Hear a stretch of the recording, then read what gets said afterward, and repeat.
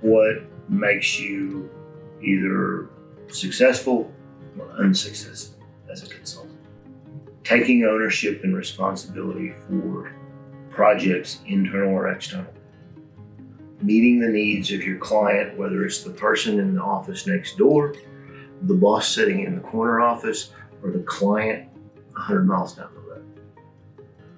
If you don't take responsibility and ownership and own it with them, I find it impossible to be successful as a consultant.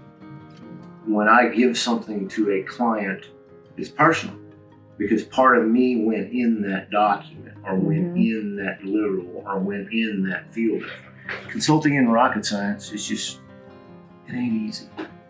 Yes, it is. I've had the luxury of working on some projects that actually had global ramifications, and not everyone gets to do that.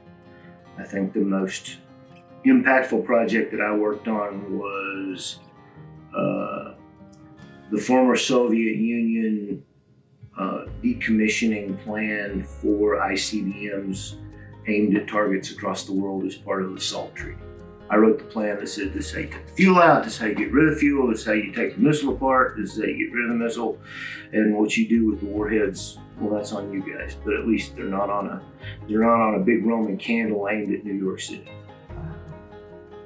Sometimes you're fortunate enough to work on projects, and when you think about it, you go, wow, that made a difference for a lot of people. They'll never know. They don't need to know.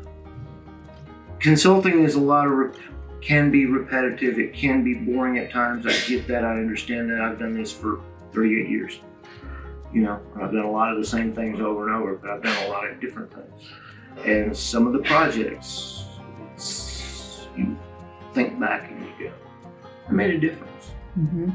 Be it cleaning up a neighborhood so that, the kids can play in a clean park without worrying about heavy metals contamination, or taking some nuclear warheads off the map so that they're no longer aimed at us or someone else.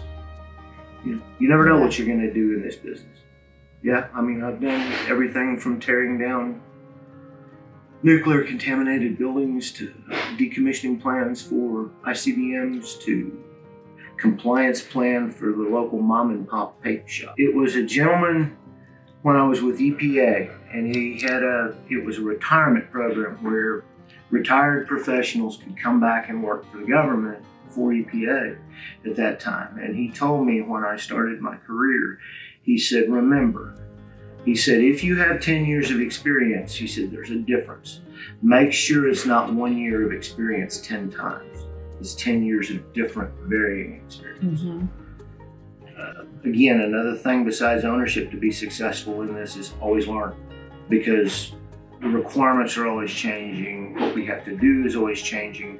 What our clients have to do is always changing. New technologies are coming in, both in the environmental remediation as well as in manufacturing. And you got to think about, okay, how do the rules apply to what this client or we are trying to do? And you figure it out, you apply it, you write the plan, you implement the plan, you go on. There's always a new project. The other thing about consulting, when I first started in consulting after I left EPA, was one very wise senior division manager told me, she said, it's not what you're doing for me today, it's what you're going to do for me tomorrow. And that's consulting. Projects and contracts go away.